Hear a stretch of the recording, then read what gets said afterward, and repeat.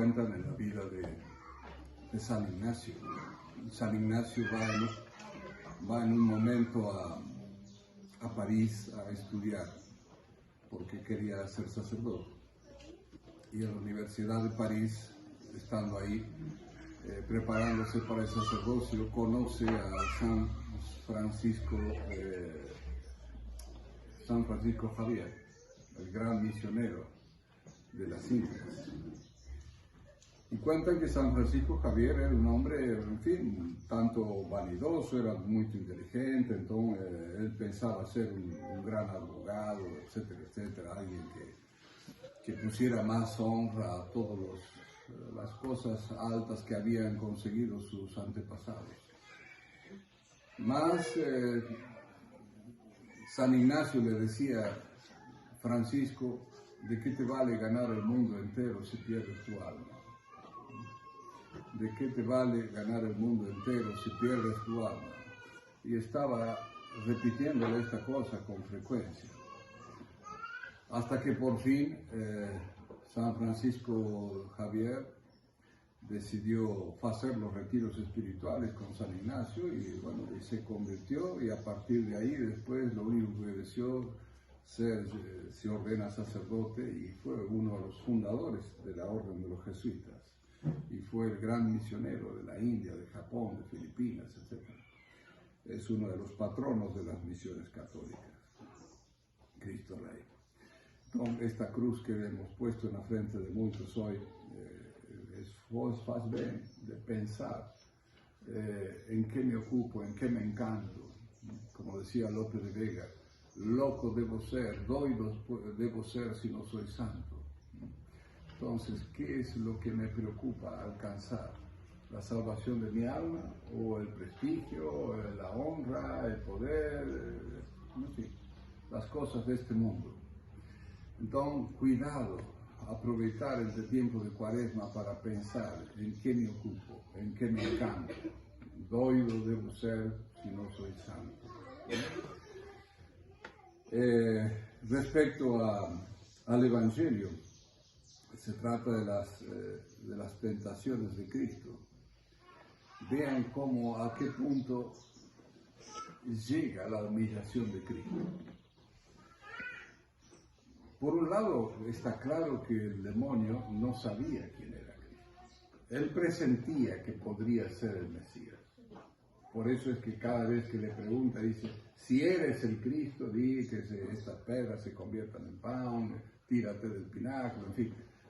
O sea, el demonio no sabe todas las cosas. Lémmense que Dios permite el conocimiento de los demonios en tanto y en cuanto, en fin, Él lo permita, o sea, no conocen todos los demonios. Por eso que los demonios, por ejemplo, pueden profetizar, pero siempre en un futuro relativamente próximo. No pueden hacer profecías como hizo Isaías o Jeremías, etc., porque el futuro estrictamente lo conoce solamente Dios. El demonio puede presumir el futuro, puede prever que dadas estas y estas otras circunstancias vaya a suceder tal cosa. Digo esto porque muchas veces se le da al demonio un superpoder. No es un superpoder. El demonio tiene, sí, por supuesto, sus poderes como ángel, mas Dios siempre tiene sus límites, que se los impone Dios. Entonces, ¿qué son estas tentaciones? En principio, la tentación del pan parecería que son tentaciones respecto a las cuestiones sensibles, ¿no? Después de 40 días era lógico que nuestro Señor tuviese fome. Pensé que nuestro Señor tiene las dos naturalezas, divina y humana. Y la humana tenía fome, por supuesto. Y entonces le dice: si eres Dios, si eres el Cristo, di que estas piedras se conviertan en pan. Y Cristo le contesta: está escrito, no solamente de pan vive el hombre. Cuánto sería importante que meditemos esta contestación. Por un lado, fíjense que Cristo hace relación a la Sagrada Escritura. Está escrito que la importancia de conocer la Sagrada Escritura. Una cosa que una vez que estuve con una familia, y me gustó mucho porque el padre de familia tenía, no sé si eran 5 o 6 hijos, y el padre de familia, yo bendije la mesa, nos sentamos a almorzar, y el padre le dice: padre, ¿podemos tener hacer lo que hacemos siempre? ¿Qué? Sí, como no sé qué era lo que hacían. Dice: no, es que tenemos la costumbre de leer un pedazo del Evangelio todos los almuerzos. Y uno de ellos tomó el Evangelio y hizo una lectura del Evangelio. Y me pareció una cosa estupenda, porque bueno, eso es una costumbre monacal, digamos, para los monjes o las religiosas. Y que en una familia se leyera el Evangelio todos los días, un trecho, 3, 5 versículos, eso, entre otras cosas, ayuda a la buena lectura de los meninos. Una cosa que les sugiero y insto mucho es que hagan leer en voz alta a sus hijos cualquier cosa, o la vida de un santo, o los evangelios, etc. Porque eso, primero, que les da confianza en sí mismos, o sea, que no sean temerosos, que no sean tímidos, etc. O sea, que puedan hablar en voz alta y en público. Es importante eso.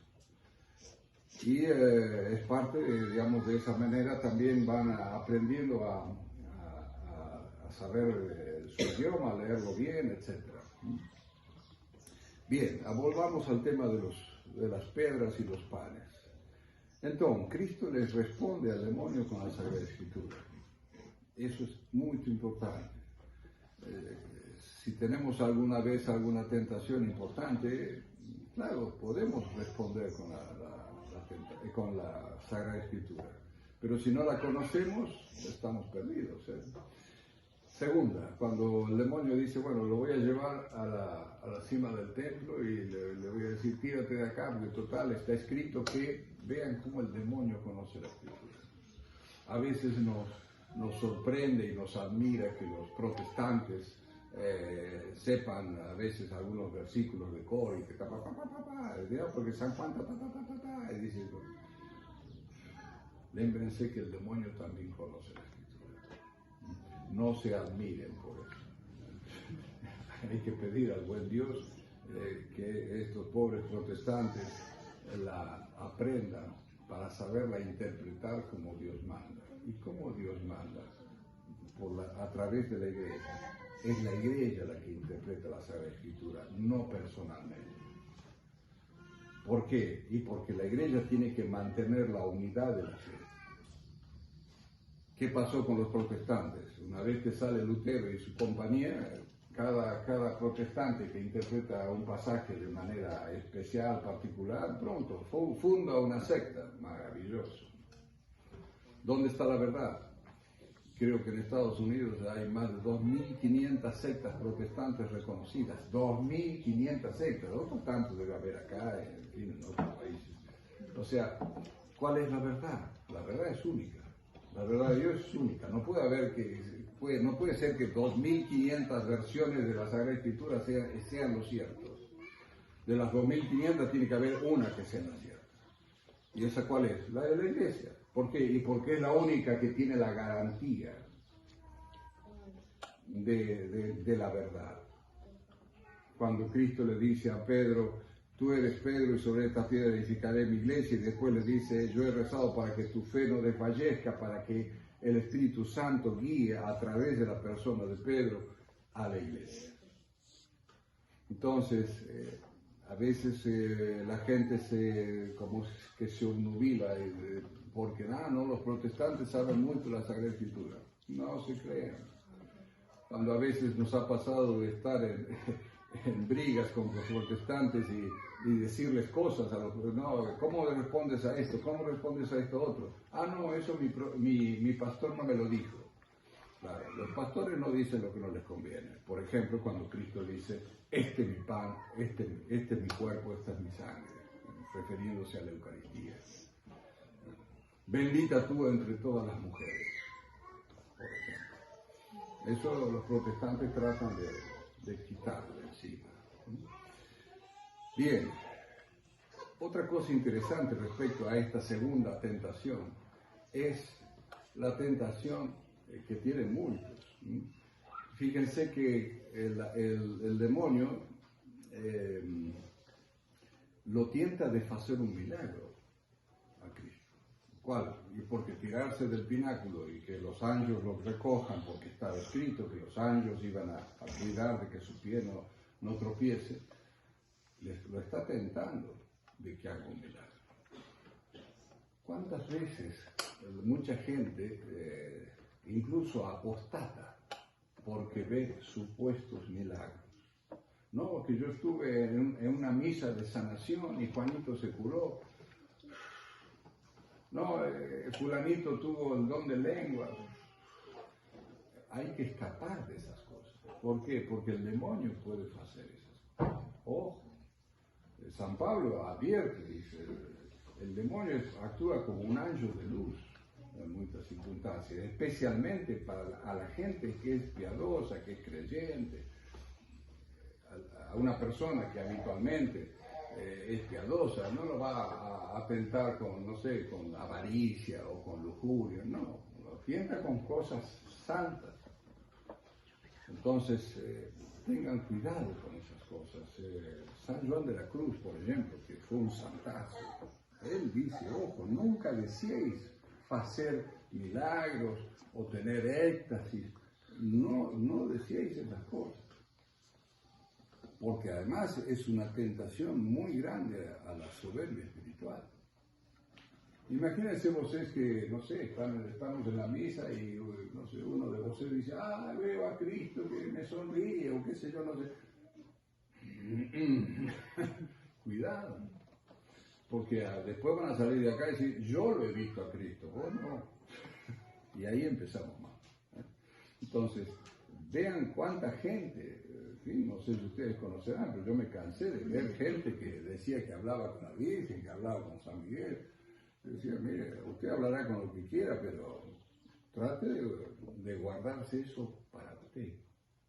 Porque los verdaderos santos, y vuelvo a tomar el caso de San Juan de la Cruz, San Juan de la Cruz tenía unos pactos impresionantes. Se ponía a hablar con Santa Teresa y estaban los dos levitando a 1 metro.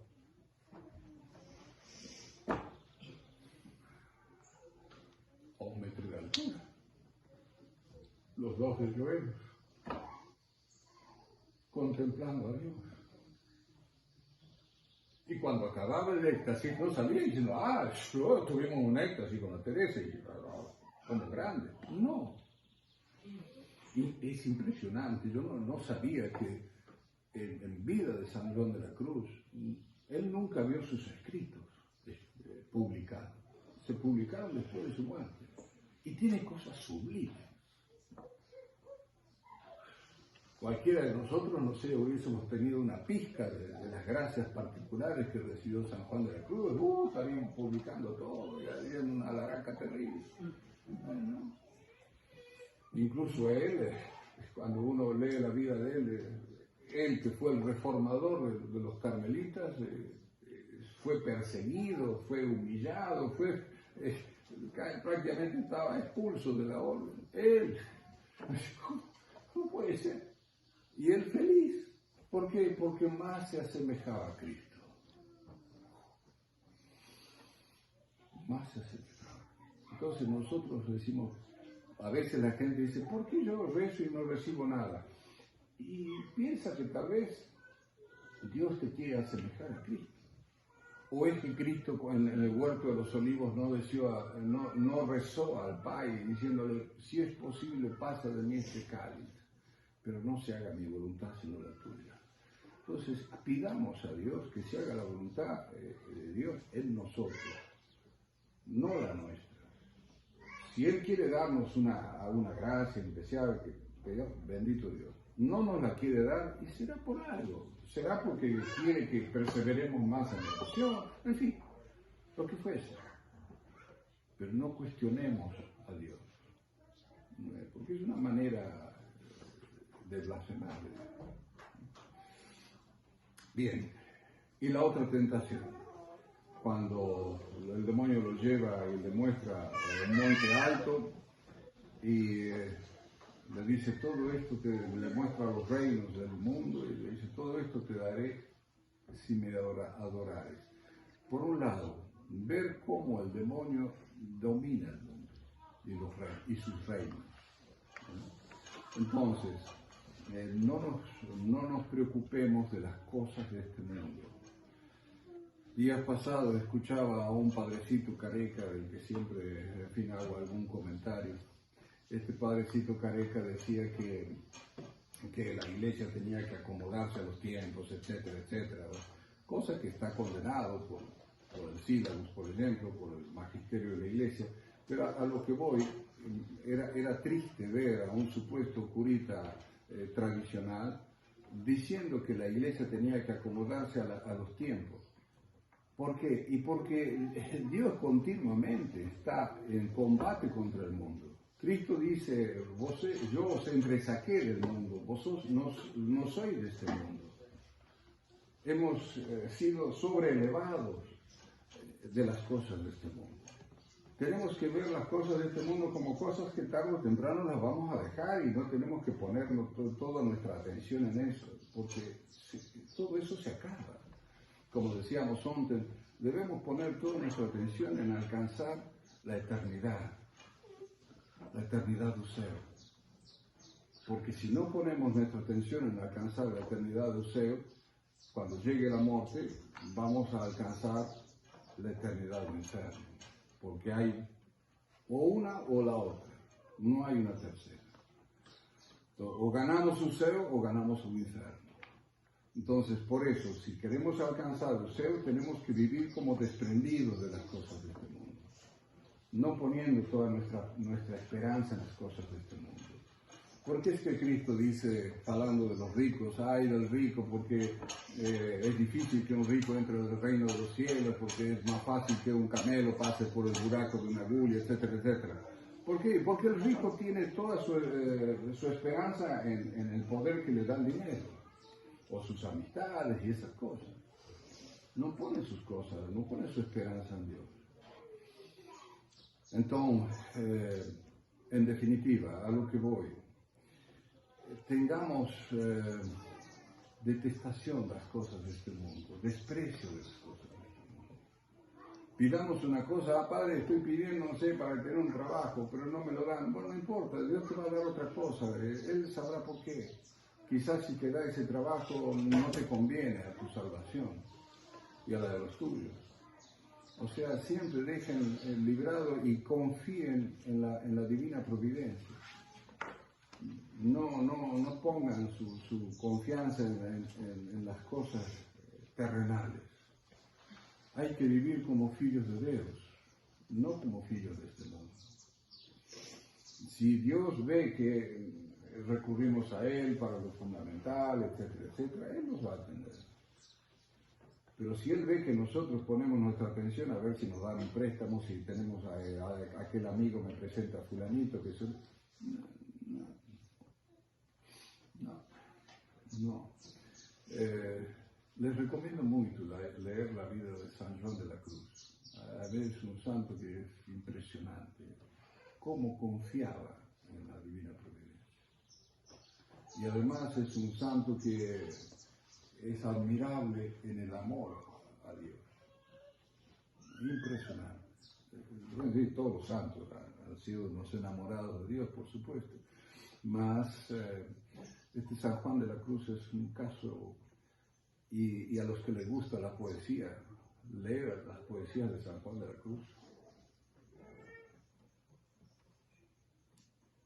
Una vez escuché a un obispo de la tradición decir que la poesía era una tontería. Cuando yo leía las poesías de San Juan de la Cruz, si eso es tontería, bendita tontería. Léesele una poesía de San Juan de la Cruz y, en fin, yo creo que necesariamente el alma se te eleva a Dios, necesariamente. ¿Por qué? Porque él vivía en una intimidad con Dios impresionante. Y así como hay pintores sacros y hay música sacra que te eleva a Dios, hay poesía sacra. Bien, tengamos todos presentes entonces estas tentaciones. ¿Por qué? Porque también veamos cómo Cristo se humilla. Yo imagino, no sé, nuestro Señor teniendo que aguantar a los demonios dándole vueltas ahí. Y Él disimulando su divinidad. Claro, si Él mostraba su divinidad, se podría en más profundidad, ¿no? Él disimulando su divinidad. ¿Por qué? Por amor a nosotros. Entonces, eso también nos enseña, nos da una clase de humildad. Cuando a veces, no sé, no somos reconocidos o no nos estiman, no se hagan problema, ningún problema. Dios nos ama con un amor eterno a cada uno de nosotros. No, es que mi mamá no me quiere, mi hermanito no me quiere, mi tía no me quiere. No es nada. ¿Qué es el amor de una criatura dado el amor que Dios nos tiene? Nada. Entonces, esa confianza que, por ejemplo, volviendo al tema de San Juan de la Cruz, que él tenía en Dios, era en función del amor. ¿Por qué? Porque él decía, él se daba cuenta, alguien que entrega a su hijo a la muerte para que me salve a mí, ¿cómo no me va a amar? Y con un amor infinito. Entonces, esa confianza del amor de Dios por cada uno de nosotros es lo que nos tiene que dar también el sustento de que la divina providencia existe, que Él cuida de nosotros, etc. Entonces, así como Cristo también con estas tentaciones que Él sufre, y Él nos está a mostrar que el yeyún, la abstinencia, son sacrificios que gustan a Dios. Él quiere que lo imitemos en estas cosas. ¿Por qué? Porque eso nos ayuda, entre otras cosas, a dominar las pasiones, a ordenar nuestro intelecto hacia las cosas eternas, etc. Entonces, debemos hacer este yeyún, debemos hacer estas penitencias y ofrecerlas por nuestra santificación. No tomarlos como cosas vanas o cosas chatas que nos molestan y son cosas que nos ayudan espiritualmente y mucho. Entonces, cada uno verá lo que puede hacer de acuerdo a sus actividades, pero traten de hacer, aunque sea una penitencia diaria, todos los días, aunque sea pequeñita. Por ejemplo, algo que ya espero que muchos ya no hagan, pero traten de no ver televisión, por ejemplo. El mundo sigue andando aunque nosotros estemos ausentes de las cosas de este mundo. Entonces, ofrezcamos, por ejemplo, eso. Que la Virgen Santísima en esta Santa Cuaresma nos guíe, nos dé la prudencia, nos dé nos incentive en la piedad, para que, haciendo las debidas sacrificios, los ofrezcamos como una reparación de nuestras faltas y pidiendo a Dios crecer en el amor de Dios. Ave María Purísima.